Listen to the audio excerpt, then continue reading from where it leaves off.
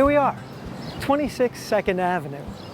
Very few New Yorkers know the historical significance of this humble storefront. See this sign behind me? It says Matchless Gifts. It was the name of a curio shop that was here in the mid-60s, a name that turned out to be quite prophetic indeed. It's here where an ancient Eastern spiritual tradition took root and expanded throughout the world. This is where it all began, the very first Hare Krishna temple in the West. Take a look around. You can see how small it is. The Swami would come and sit on this end and lecture on the philosophy of Krishna consciousness. Although the Hindu Vaishnava tradition, also known as Krishna consciousness, goes back thousands of years and still has millions of followers in India, it was a very new thing in the West. So Bhaktivedanta Swami decided to incorporate his fledgling movement, and that happened in July 1966. He founded the movement as ISKCON, the International Society for Krishna Consciousness. When Srila Prabhupada came to this country, he did something that was quite daring, in the sense that his goal was to transplant a very well-established and very authentic and old tradition from India to the United States, to New York City, to the 60s counterculture.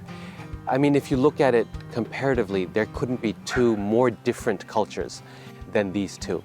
Within 12 short years after he left India, A.C. Bhaktivedanta Swami Prabhupada traveled across the globe 14 times, initiated thousands of disciples, established over 100 centers, several farm communities, as well as various charity and educational organizations.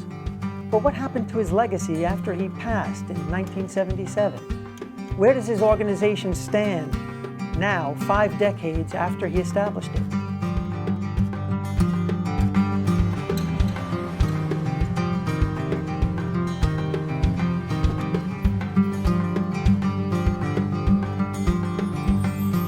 It was underneath this tree on October 9th, 1966, that A.C. Bhaktivedanta Swami Prabhupada held the first recorded outdoor chanting session of the Hare Krishna mantra outside of the Indian subcontinent. Chanting the Hare Krishna mantra is one of the most important activities for Krishna devotees.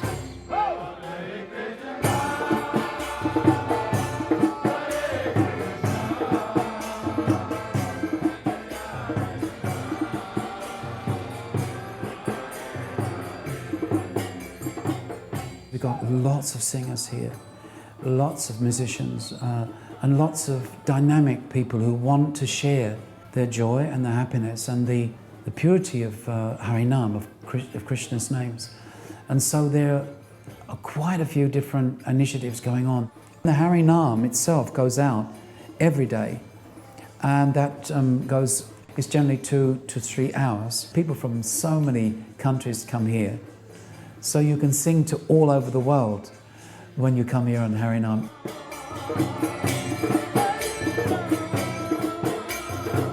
There's Kirtan London. Sometimes they hold 6 to 8 hour kirtans where they invite the general public, anyone who wants to come.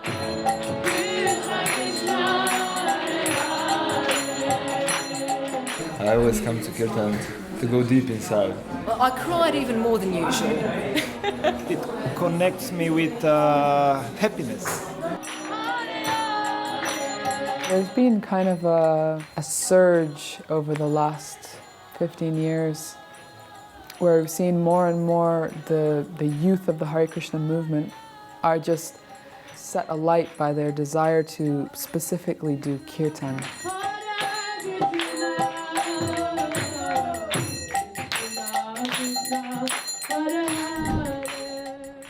After years of planting seeds in the West, Prabhupada returned to India, and with the help of his American and Indian disciples, started building beautiful temples in the major cities and holy places there. One of his main projects was to build a spiritual city in Mayapur on the banks of the river Ganges.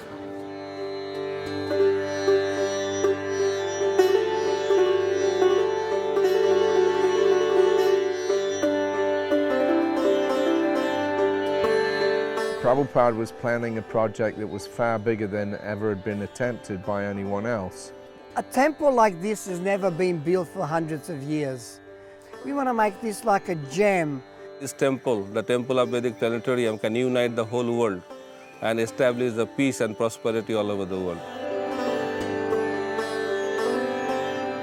Well, Mayapur is the home for all devotees. I was born and brought up in England.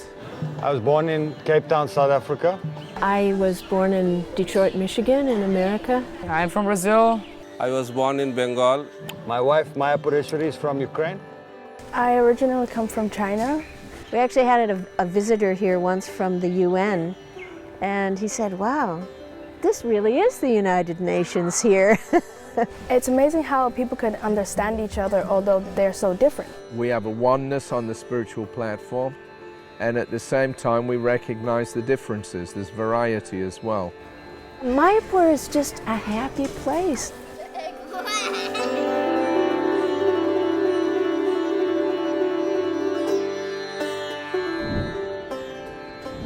Back in the early days, most of the devotees lived and served inside the temple itself. Nowadays, most devotees have families and have regular jobs. Lawyers, doctors, bus drivers, even actors, like me.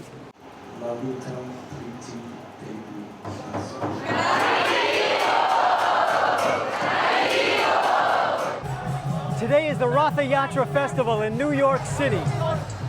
Although Prabhupada started his mission here in New York, his teachings have reached almost everywhere in the world now and have been making the kind of impact that, for some places, was unimaginable 50 years ago.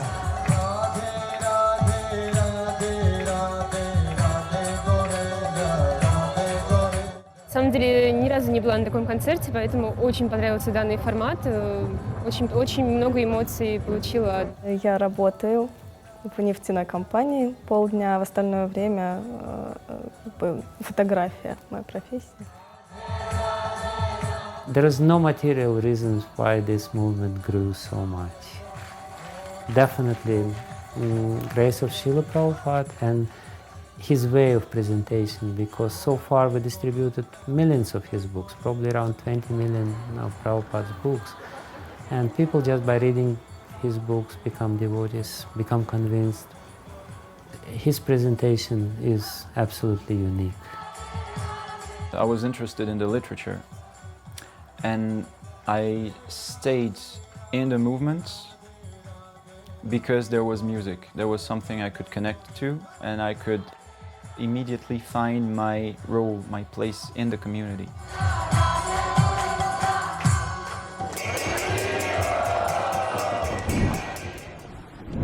Behind me are a row of colorful tents. Inside of each of them is a different aspect of the central components of the culture of Krishna consciousness. Directly behind me is a booth called Books on Yoga and Meditation. They give the basis of our philosophy. Basically, that we're not this body, we're eternal spiritual souls.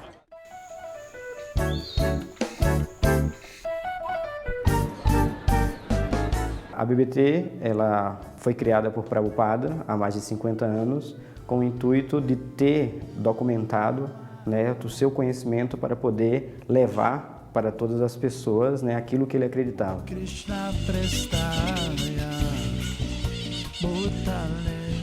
Minha maior alegria na vida é esse serviço de tradução, porque eu sei que eu não estou beneficiando só a mim, mas eu beneficio as pessoas que têm acesso a esses livros. E a tradução também tem uma vantagem, algumas vezes eu gosto de escrever também, mas na escrita talvez apareçam as minhas imperfeições, as minhas debilidades. Mas quando eu traduzo o livro de uma pessoa completamente qualificada, como os Goswamis ou Prabhupada, eu tenho certeza de que eu estou sendo um instrumento de uma mensagem perfeita. Então, me inspirou muito, né, distribuir livros, porque foi também através dos livros que eu pude mudar de vida, né, mudar meu nível de consciência, né, que mudou completamente a minha vida. Então eu gosto, né, da ideia de oportunizar isso para outras pessoas, dar isso para outras pessoas, né, algo que foi maravilhoso na minha vida, que outras pessoas tenham a oportunidade. A partir de 2009, em 2009 nós conseguimos distribuir 135 mil livros e desde então a nossa média anual é de 350 mil livros. A minha maior felicidade na vida é quando eu vejo que Prabhupada ele é reconhecido pelo serviço que ele fez e que faz para a humanidade.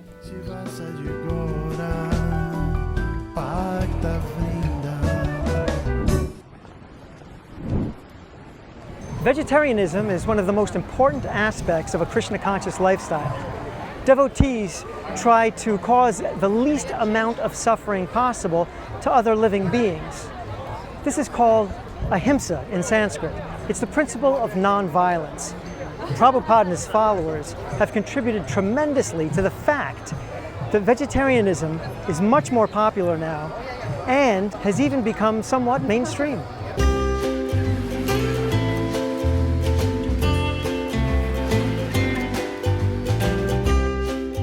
Not that long ago, it was kind of unheard of to have a vegetarian restaurant. And I would dare say that Hare Krishna are probably the first people in Australia to do one. There were teary moments and, you know, a lot of blood, sweat and tears. But, you know, I think if you want to establish something great, you have to go through those kind of crazy processes. And now it's a massive, you know, massive sort of lifestyle choice. If you say clean eating, vegan, all that sort of stuff, now it's embraced. And I think we did a lot of the groundwork for that. It's kind of an exciting new world of vegetarian prasadam distribution.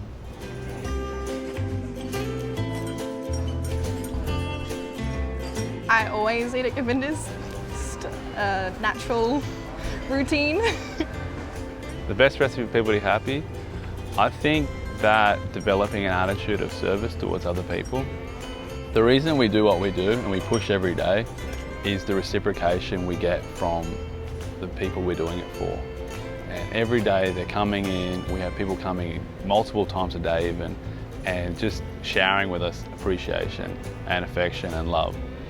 I think the Hare Krishnas, that I know them anyway, are really integral to the community at James Street. I think they provide a really beautiful service and they make incredible food.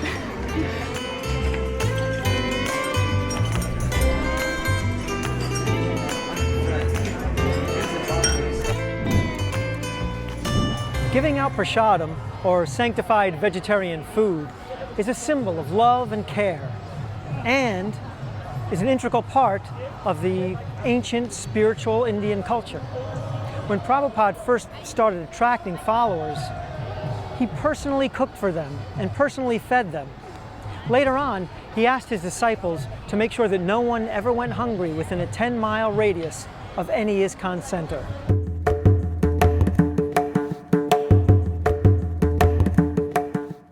ISKCON Food for Life is the world's largest free food vegetarian program which serves out holistic meals to people all around the world at its different centers.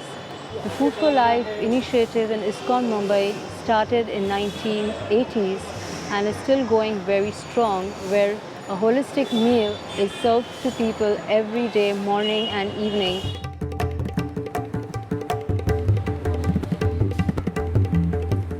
So we started this project in the year 2004. It was a very humble beginning.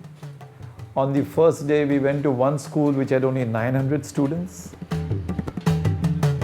11 years down the road, we have set up 20 kitchens in different parts of the country. We have a presence in 8 states, and we are feeding 1.2 million kids every day.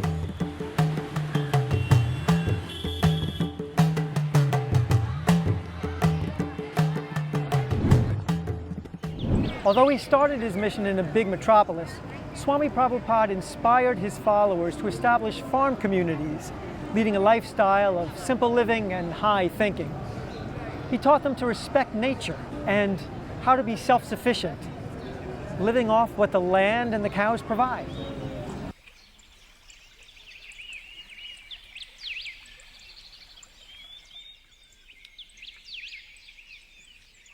Számunkra a környezetvédelem az nem csak egy jelmondat, amit kiteszünk valahova az ajtó fölé, és arról és azt meditálunk nap mint nap, hanem ami gyakorlatban az életmódunk, a legfőbb környezetvédelmi programunk. A közösségünkben 130-an élnek, és ehhez szükséges zöldséget, gyümölcsöt, gabonát, tejet, tejterméket meg tudjuk termelni.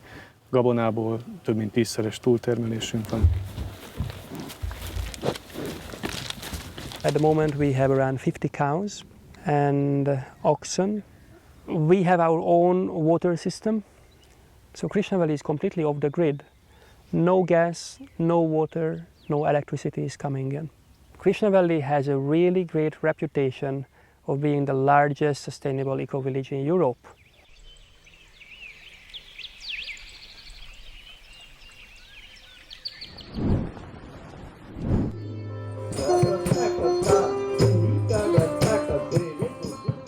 Well, the stage program is winding down. The younger generation is really stepping up, taking on more leadership roles within the society and the organization of running festivals like this one.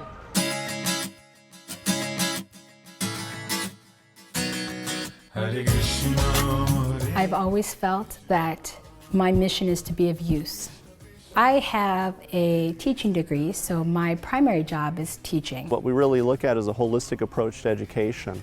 They teach science, they teach mathematics, they teach reading, they teach how to write, they teach how reading comprehension, and lots of other stuff, including about Krishna. And so that's why I really like this school. Everything that we do, it's age appropriate, and it's done with the eye of just creating these positive spiritual experiences that they can look back on and want to continue or relive in some way. I want to be an ecologist and save Krishna's trees.